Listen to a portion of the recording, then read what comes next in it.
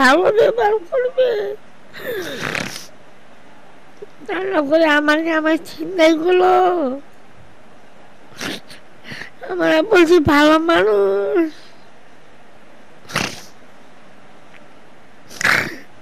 ভালো মানুষ বলে খুব বিশ্বাস করছি।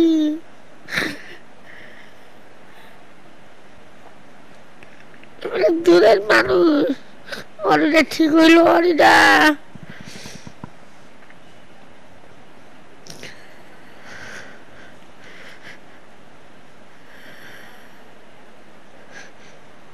আমার মা আমার বোন আমার ভাগ্নির বাড়িতে সাতক্ষীরা খুলনায় গেছিল বিগত ৮-১০ দিন আগে।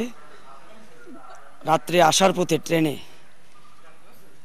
কে বা কারা পরিচিত হয়ে এক বয়স্ক লোকের সাথে ট্রেনে একসাথে আসার সময় ওই লোক আমার বোন আমার মাকে জুসের মধ্যে এবং ফলের মধ্যে কি খাওয়াইছে। খাওয়ার পরে ওনারা অজ্ঞান। আমার মার মোবাইল এবং টাকা আর আমার বোনের স্বর্ণের কানের দুল এবং নাকের ফুল এবং টাকা সহ ওনার কাছ থেকে এইসব জিনিস নিয়ে গেছে। আমি জানতে পারি সৈয়দপুর রেলওয়ে পুলিশ জিআরপি থানা থেকে আমাকে ফোন দিছে। এদের মধ্যে আমি জানি, আমি থানায় যোগাযোগ করি। থানা থেকে আমাকে বললো যে রেলওয়ে হাসপাতালে, ওখানে থানার ওসির সাথে কথা বলে তারপরে আমি এখানে আসি। আমার মেয়ে সাতক্ষীরা নাতিনের বাড়ি, নাতিনের বাসায় গেলাম।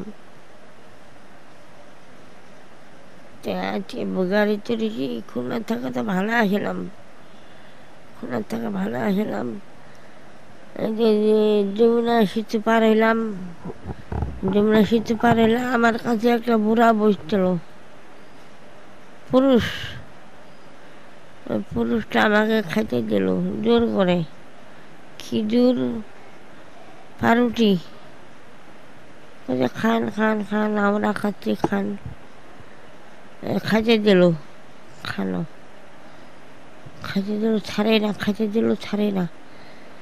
খাওয়া দাওয়া তখন আমার মাথাগুলো মনে হয় ঘুরেছে, মাথাগুলো ঘুরেছে। হ্যাঁ, সবার ঘুম আছে, ঘুম।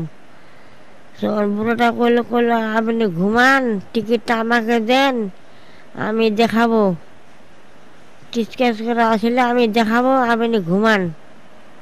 টিকিটটা নিয়ে নিল, নিয়ে কাছে ঘুমান। এই তো ঘুমায় গেছি, ঘুম অবস্থা কিছু বলতে পারি না। সখন জেগেছে মোবাইল আমার, আমার মোবাইল এই কাছে আসলো, ছায়ার ভিতরে নিখিনি। আর টাকাগুলো মানি ব্যাগটা, হ্যাঁ, সখন যে কি হইলাম নিলাম যে বলতেই পারি না। ৩,০০০ আর একটা মোবাইল। তখন এই ফাঁকা জামা কাছে কে আনলো আমি তো ওইটাও বলতে পারি না। এই যে হসপিটালে নিয়ে আসলো ওটাও তো বলতে পারি না। এখন দেখেছে আমার মানিব্যাগ কোনো টাকাও নেই। আমার মেয়েদের কানে সোনা আসলো, সোনা কলা নেই, নাকের একটা আমার মতন ফুল আসলো, ফুলটাও নেই। চোখটাকে চোখে দেখি আমি চোখটাকে নোখটাকে আমি ফাটাম ফাটাম করে চোর মারবো। ও আমার সাথে এই ব্যবহার করলো।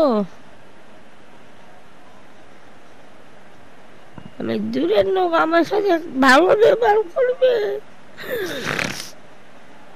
তা না করে আমাকে আমার চিন্তাই গুলো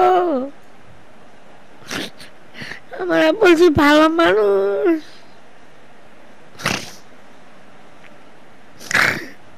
ভালো মানুষ বলে খুব বিশ্বাস করছি।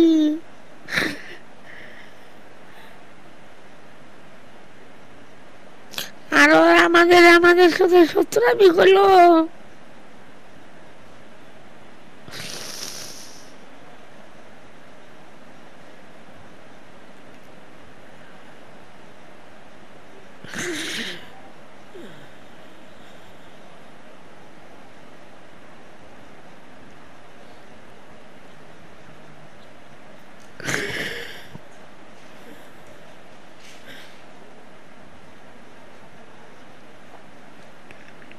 দূরের মানুষ অরিটা ঠিক হইলো, অরিটা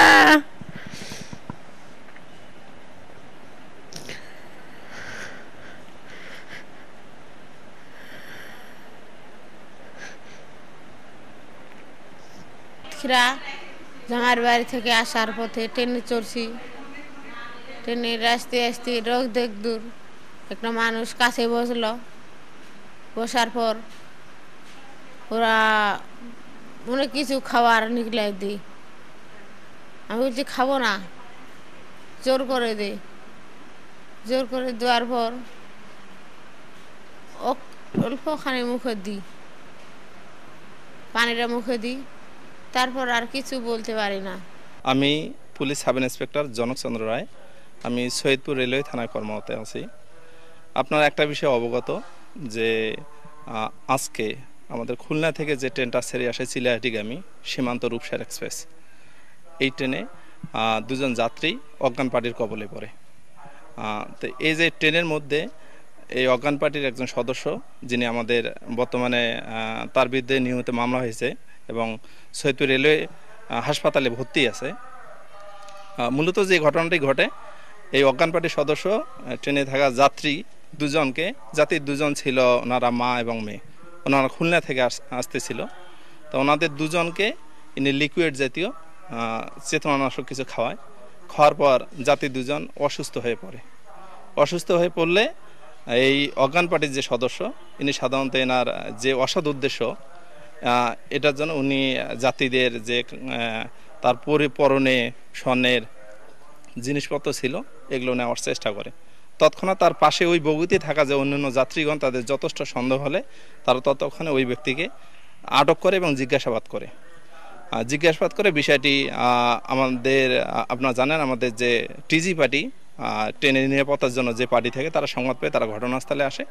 আসার পর ঘটনা জেনেই আসামিকে, যে অজ্ঞান পার্টির যে সদস্য, তাকে হেফাজতে গ্রহণ করে এবং ভিকটিম যে দুজন, ওনাদেরকে চিকিৎসার জন্য সৈয়দপুর রেলওয়ে হাসপাতালে প্রেরণ করে। বর্তমানে ভিকটিম দুজন হাসপাতালে চিকিৎসাধীন আছে এবং যে আসামি যাত্রীগণ দ্বারা ইনি মারধরের শিকার হয়, ইনিও হাসপাতালে ভর্তি আছে। ওনার আসামির বিরুদ্ধে নিয়মিত মামলা রুজু হয়েছে, মামলা তদন্তাধীন। আসামি হাসপাতালে ভর্তি আছে, ইনি সুস্থ হলে আমরা বিজ্ঞ আদালতে প্রেরণ করব।